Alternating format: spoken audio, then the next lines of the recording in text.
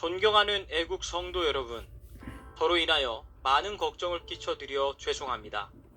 특별히 수없는 인터넷 메일을 통해서 구치소로 격려 편지를 해주시는 여러분에게 진심으로 감사를 드리고 저에게는 큰 힘이 되고 있습니다. 그러나 그 중에 저에 대한 이해가 되지 않아서 질문을 하는 질문에 대하여 부득불 말씀드려야 될 것 같습니다. 첫째, 왜 정치를 하다가 감옥에 갔냐고 질타하시는 분들에게 말씀을 드리겠습니다. 그 전에도 말씀드린 것처럼 교회는 복음으로 인간을 구원하는 것이 첫 번째 일이지만, 둘째는 자신들이 살고 있는 국가 환경을 바로 세우는 것도 교회가 해야 될 사명 중 하나인 것입니다. 교회의 지도자들이 정치를 할 수 있냐는 물음은 미국의 3대 대통령 토머스 제퍼슨의 정교 분리의 원칙에 잘 정돈되어 있습니다. 그 당시에 미국은 국가 지도자들이 목회자들보다 더 신앙이 좋았습니다. 1대 조지 워싱턴 대통령, 2대 아담스 대통령, 3대 토마스 제퍼슨 대통령과 같은 지도자들은 목회자들보다 신앙이 더 좋았습니다.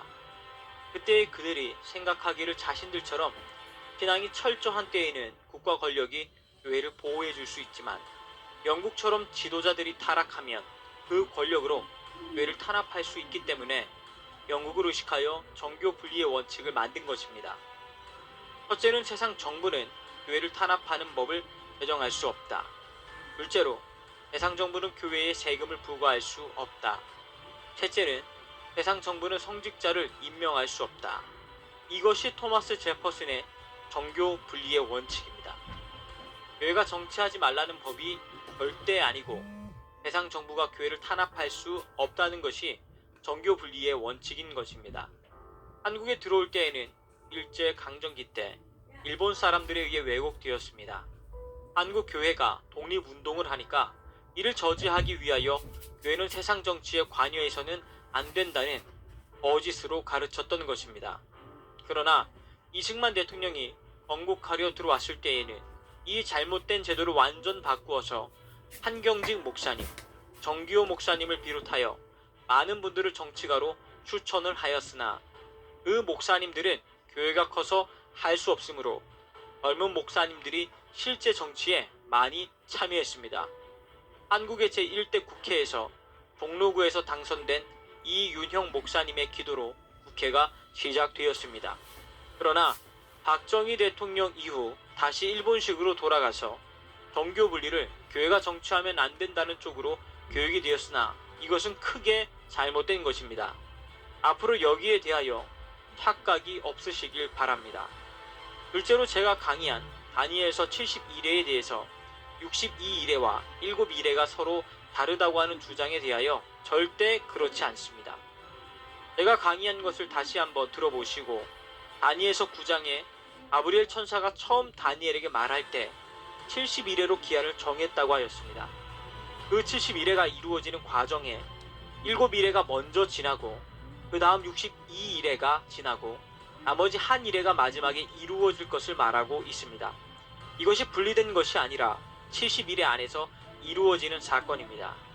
자세한 것은 선교도 목사님들에게 물어보시면 잘 설명해 드릴 것입니다. 셋째로 천년왕국과 새 예루살렘이 다르다고 하는 주장에 대하여 절대 그렇지 않습니다. 천년왕국은 새 예루살렘이 이 땅으로 내려와 천년왕국과 함께 같이 이루어지는 것입니다. 두 사건이 분리된 것이 아닙니다. 그리고 어떤 분의 질문에 새 예루살렘에 우리의 이름이 기록되지 않는다고 말했으나, 성경에는 구약시대부터 하늘나라의 이름이 기록된 것을 말씀했습니다. 예수님도 전도자 70인들에게 하늘나라의 이름이 기록된 것을 기뻐하라고 했습니다. 이것이 곧 새 예루살렘의 기록인 것입니다. 지금 하늘에서 기록되는 이름과 새 예루살렘에서 기록되는 것이 서로 다른 것이 아닙니다. 넷째로 왜 WCC와 WEA에 참여하느냐고 물었습니다. 제발 자세히 알아보시고 질문해 주시기 바랍니다. 저는 WCC와 WEA, 종교다원주의, 자유주의 신학, 동성애, 차별금지, 이슬람에 대해서 항상 반대운동의 대표로 활동해 왔습니다. 저는 절대로 인정하지 않습니다. 다섯째로, 왜 애국운동을 하느냐? 복음운동에만 집중해야 하지 않은 질문에 대해서는 애국운동과 복음운동은 분리할 수 없는 사건입니다. 3.1 독립운동이 그러했고 건국운동도 그러했고 이것은 한국교회 130년 동안 해왔던 일관된 일입니다. 성경에 보면 로마서의 사도 바울도 자기 민족에 대해서 말하고 있습니다.